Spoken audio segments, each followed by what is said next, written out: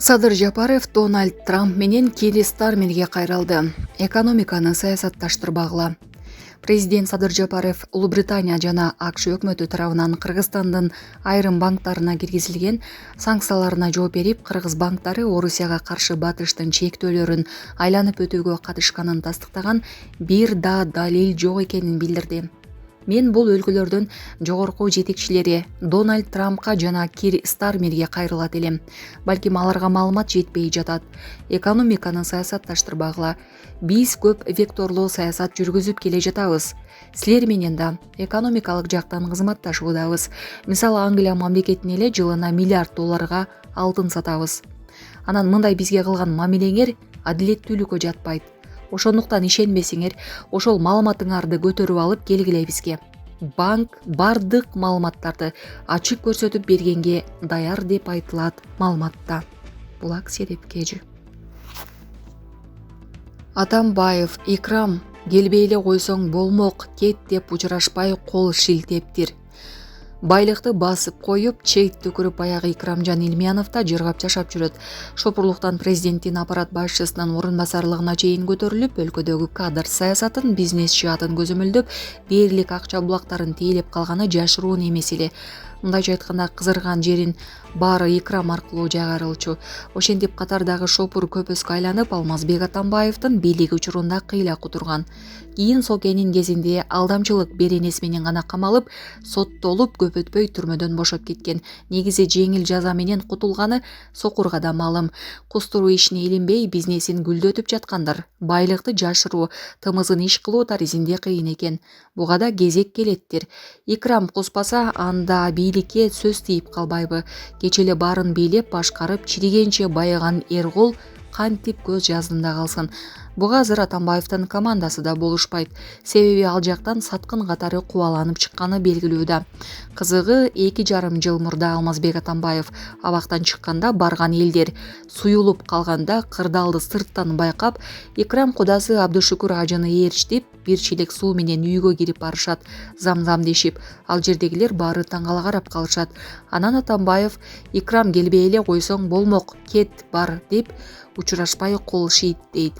Социалдык демократтардын жаштары сабап салууга обдолушканда экс-президент тийгизбей коет. Сөзгө калбайлы, тийбегиле балдар дептир. Ошентип чылкыган боюнча жолго түшөт. Дагы кайталап коелу. Бул Эргул жакшылап окушуп берүүгө милдеттүү. Азия Ньюс газети маалымат булагы, Арыба Кежи сайты. Урматтуу бир туугандарым, бизде дүйнө жүзүндө бизден жакын, бизден санаалаш, бизден боордош калк жок. Бул кыргыз, казак, өзбек, мындай жакын калк бизде дүйнө жүзүндө жок. Биз бир тууган калкпыз. Биздин каныбыз бир. Биздин жаныбыз бир. Биздин динибиз бир. Биздин базарыбыз бир. Биздин мазарыбыз бир. Биз эч качан кыргыз казакты, кыргыз өзбөктү таанып, башка жака бара албайт. Кыргызда жакшы макал бар. Алыскы жакындан жакынкы кошуна жакшы деп. Биз канчалык казак менен жакшы болсок, бир туугандарыбыз менен, кыргыз, өзбек туугандары менен мамиле жакшы болсок, биз өнөбүз, өсөбүз, урматтуу туугандар. Урматтуу казак бир туугандарым, урматтуу өзбек бир туугандарым, сурашып келсек тууган чыгабыз. Ар бир казактын, ар бир кыргыздын, ар бир өзбектүн бири-бирибизде каныбыз сурашып келсек, же чоңотабыз казак болуп чыгат, либо чоңойбуз казак болуп чыгат, либо апаларыбыз же бир туугандарыбыздын бирөөсү өзбек болуп чыгат.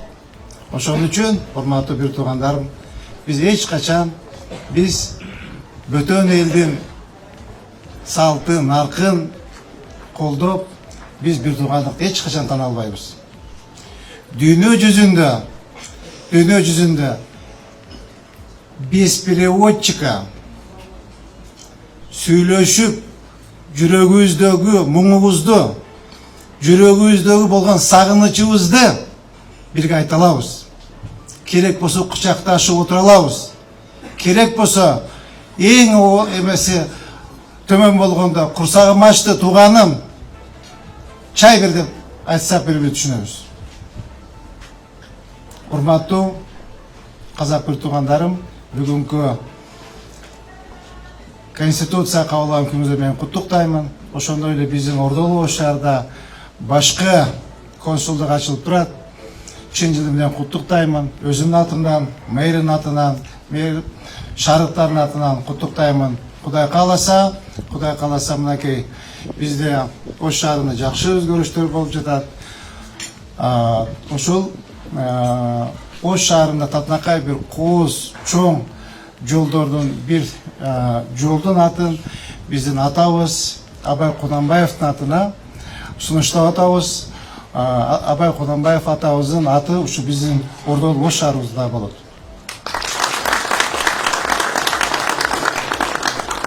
Андан башка урматтуу бир туугандарым, Бул жерге пожарный болбойт деген. Мына азыр пожарный эмес, киши өтө албайт, А дарбазанын сырты муниципальный кыйдыкы деп айткан. Муниципальный чечсин деген да.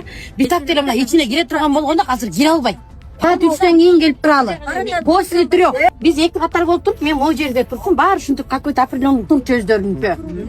Аккуратно турчу деп, өзүм сизге жооп берейин. Ушул жердин тазалыгына да, элдин туура эмес турганына да 4төн 7ге чейин коюп берсеңиз. Мындай кылалы, 4-чү управление деген бар бизде мэрия. Бул Думи. Думи билесиңер да. Оштор менен биз эми жеткирип көрөлү. Жок, эгер Аламединскийда бизге жакшы жерди бербей атат десеңер, анда руководство менен ал жак менен дагы бир кеңешип, Аламедин менен сөз көрүш керексиңер. Бул жактан туура келбей атат бизге, жакшы жерин бергиле. Биз Антып көрүп атабыз, чарчап бүттүк уже. Ушул гана калды да, бул чоң жер туп-туура айттык, азыр көйгөйдү. Биз анда ушул жерди Аламедин базар представитель сисе. Кеше мындай да, бул Бишкек шаарынын центри да. Мне просто скажите, где наши нарушения? А также Аламединский рынок расположен на одной из передовых наших улиц, 7 апреля, Алматы. Это 2. В-третьих, у вас прямо в центре города мусорные баки, они все заполнены. Под водой. Мусорные баки, да? Да, это раз. Хорошо. Второе. Ваши мусор выкидывают где угодно. Это 3. Ну, второе, например, это уже, да? В-третьих, у вас там есть одно проблемное место. Люди продают рядом хлеб. Решает то, что здесь это... Мусорная площадка. Да? Мусорная площадка, ну, конечно, неправильно. И потом здесь... Помыть вот здесь надо. Санэпидстанцию надо завтра позвать, пусть тоже проверит туда. Все вот эти моменты, завтра завтра ребята с 9 утра уже тут будут. Сатсасы же, жашта кайтып тигил жака кирип аренда алып. Места сүйлөшүп алып койгонбуз, 4 күнөн бошойт, 4 күнөн бошойт да кетебиз бүттү. Молодой человек, у нас перед носом вот спрайт лежит. Коробку убирайте тоже. Вы же продаете же тут. Занимаетесь предпринимательской деятельностью, правильно? Убирайте алкогольные мусорларды. Вот тут они, по крайней мере, должны мыть, верно? А таким образом не должно быть. Вот это.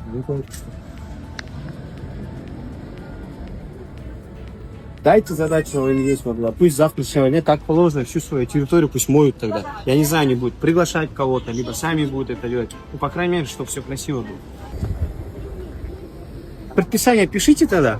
Пусть все убирают отсюда. Напишите в предписание, пусть вот этот мусорный бак или что они тут, склад они сделают. Пусть убирают. Вот смотрите, как получается. Тут продукты, вон, смотри, продают. Дыня, арбуз, клубнику продают. А тут рядом буквально 10 метров уже мусор, да? А мне же пытаться вот этим всем. Вы будете кушать, я буду Анан кушать. кийин биз кечке отуруп дем алабыз ушул жердечи, анан башка деле мен эме сатпайм деле, мен кемие. Также Аламединские направьте завтра санэпидстанцию, пусть тоже полностью Аламединский рынок проверят. Сүйрөйт, берде биз дем алабыз кечке 20 бир 10 саатты келип отурабыз да бердечи. Бир Жаш карабайбы бул жагы? Ушул жерди карашсын. Бүгүнөн баштап карайт. Этот мусор они, наверное, уже, я не знаю, может, неделю не убирают. Нет, 2, 3. Чему бар баскет второй садись. Как такое? За это тоже им протокол выписываете. За каждый мусорный бак, который вы сейчас увидите, отдельно протокол этому Аламединскому рынку. Бізде силерди кыйнагандагы максат эмес. Бүгүн эскертип атабыз, айтып атабыз. Эртең Аламедин базарга да катуу каралар көрүлөт да айтылат. Эртеңден баштап не надо, хорошо? Подают определенные вещи, пенсионеры. Нам тоже работать с ними, по большому счету, тяжело, и моим коллегам тоже, я думаю. Но и закрывать на это глаза они тоже не могут. Чистоту и порядок мы должны соблюдать. каждый, наверное, гражданин, либо каждый житель нашего города. Но если ты развиваешь свой бизнес, то будь добр, да, чтобы люди следили за порядком его жизни, сотрудники, чтобы чистили, наверное. И самые элементарные вещи. Но нет, пока не сделаешь замечания, не поставишь на контроль, никто не возьмется за это.